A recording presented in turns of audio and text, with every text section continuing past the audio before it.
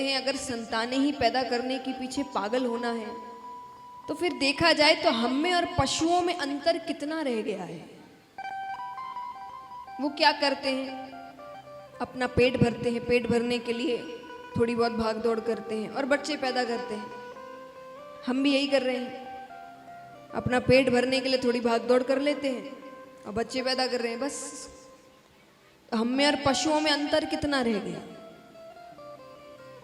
अगर जीवन में कोई ढंग का काम ही नहीं किया, ऐसा काम किया ही नहीं जिसमें आपकी बुद्धि का इस्तेमाल हो, तो फिर भगवान कहेंगे तुमको पशु ही बना देना चाहिए था, वही अच्छा था। मैंने तो एक जन्म अपना खराब कर दिया।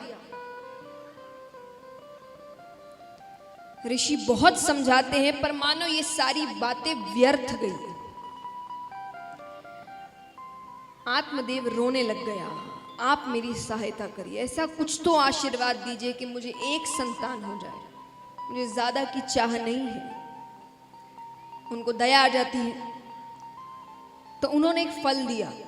फल देकर कहा इसे अपनी पत्नी को खिला देना, तुम्हें पुत्र होगा और बड़ा तेजस्वी पुत्र होगा। क्यों? क्योंकि मैंने अपने आज तक के पूरे तप का तेज इसमें डाल दिया है। मैंने जितने भी पुण्य किए, तप किए, वो सारा फल मैंने इसको दे दिया। ठीक है, बड़ा प्रसन्न होकर घर जाता है, पत्नी को फल देता है, इसे खा लेना, ऐसी ऐसी बात हुई थी। ठीक है, अब पत्नी मन में सोचे कहाँ से फल लेकर आए हैं, खाने से क्या हो जाए। और चलो मान लो मैं गर्भवती हो भी गई तो 9 महीने तक हर जगह आना जाना बंद, मुझसे तो नहीं होगा। चलो आना जाना बंद सहन कर भी लिया, तो जब बच्चा पैदा करते हैं तब जो असहनीय पीड़ा होती है उसको कौन सहे। चलो वो भी सहन कर लिया, तो बच्चा जब तक 4-5 साल का ना हो जाए तब तक उसी के आगे पीछे घूमते रहो। वो कहती है मुझसे तो ये सब नहीं होगा। वो ये सब सोच ही रही थी कि उसकी बहन का आना होता है। उसने अपनी बहन को सारी बातें बताई। बहन ने कहा सुनो, तुम्हारे पास धन की कमी नहीं, मेरे पास संतानों की कमी नहीं। मैं 1 महीने के गर्भ से हूं, तुम अपने पति से कहो तुमने फल खा लिया, तुम गर्भवती हो गई, लेकिन बच्चा तुम अपनी बहन के घर पैदा करो, तो जो मेरे संतान होगी मैं तुम्हें दे दूंगी और तुम मुझे उसके बदले बहुत सा धन दे देना। ठीक है, फल का क्या करें? बोले ऐसा कौन सा इन फलों से कुछ होता है, गौ माता की टोकरी में डाल देते। उसको गौ माता ने खा लिया तो गौ माता गर्भवती हो गई। अब 9 महीने बाद दोनों को बालक होते हैं। वो तो अपनी बहन का बालक लेकर आती है और यहाँ पर गौ माता को भी एक बालक होता है। विचित्र, शरीर मनुष्य का है पर कान गाय के हैं। तो दोनों का नाम रखा गया। तो गौ माता से जो बालक हुआ उसका नाम रखा गौकर्ण, यानी गाय के जैसे कान, तो गौकर्ण। और पत्नी का नाम था धुंधली, तो धुंधली से जो बालक हुआ उसका नाम रखा धुंधकारी। अब दोनों बच्चे बड़े हो रहे हैं। गौकर्ण जी बड़े अच्छे बालक हुए, एकदम सीधे, आज्ञाकारी, अच्छे काम करते। और यहां पर धुंधकारी सर्व अवगुण संपन्न।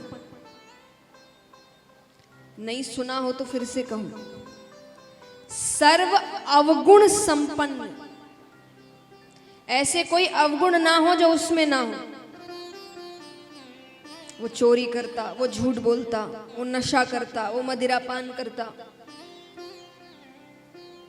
अब यहां पर जब थोड़े अच्छे बड़े हो गए तो गौकर्ण जी ने पहले भी देखिए, पहले जो गृहस्थ का भी पालन करते थे वो जीवन भर गृहस्थ में नहीं रहते थे। जब उनके बच्चे समझदार हो जाते थे तो बच्चों को उनके भरोसे छोड़कर वो वन की ओर चले जाते और वहां पर एक संत का जीवन या ब्रह्मचर्य का पालन करते थे। तो यहां पर गौकर्ण जी ने भी कहा कि अब मेरी भी उम्र अच्छी हो गई है, मुझे भी गुरुकुल जाना है। जैसे आजकल होता है ना, बच्चे बड़ी पढ़ाई करने के लिए शहर, दूसरे शहर इधर उधर जाते हैं। जब थोड़े बड़े हो जाते तब जाते, पहले गुरुकुल जाते थे। अब दूसरे शहर पढ़ने जाते हैं तो अपने काम खुद करने पड़ते हैं, खुद उठना पड़ता है, सब कुछ खुद करना पड़ता है। गुरुकुल में भी सब कुछ खुद करना पड़ता था। तो ये बस नाम ही बदलते हैं, बाकी जो पहले से होता आ रहा है वही चीज़ हो रही है आज भी। तो गोकर्ण जी ने कहा कि मेरे हिसाब से मैं गुरुकुल जा रहा हूं और आपको भी अब वन चले जाना चाहिए। अच्छी बात है, माँ तो नहीं मानी, पिताजी चले गए वन में, गोकर्ण जी गुरुकुल चले गए। अब यहाँ पर सिर्फ धुंधली और धुंधकारी के पाप बढ़ते जा रहे हैं, चोरियां डकैतियां बन रही है। अब एक दिन उसे नशा करना था, उसके पास पैसे नहीं थे, तो वो अपनी माँ से मांगता है। अब माँ के पास तो कुछ भी नहीं है, अब उसे वो नशा मिल नहीं रहा, तो उसे इतना क्रोध आया कि उसने गुस्से में अपनी माता को ही मार दिया। अब यहाँ पर वो अकेला है, कई स्त्रियों को अपने साथ लेकर आ गया घर पे। उन स्त्रियों के कहने पर राजा के खजाने में चोरी की। स्त्रियों ने सोचा एक ना एक दिन तो पकड़े जाएंगे और इसके चक्कर में हमें भी दंड मिलेगा कि हम इसके साथी हैं। तो एक रात्रि उसे खूब मदिरा पान कराया गया, इतना कि वो खुद कुछ करने के हालत में ना रहे। अब उसको मारने की कोशिश कर रहे हैं, हर प्रकार से कोशिश की, पर उसकी मृत्यु नहीं हो रही। पीड़ा हो रही है, तकलीफ हो रही है, वो अधमरा हो चुका है, लेकिन वो मर नहीं रहा। इतने पाप किए हैं, इतनी आसानी से तो मरने वाला नहीं है।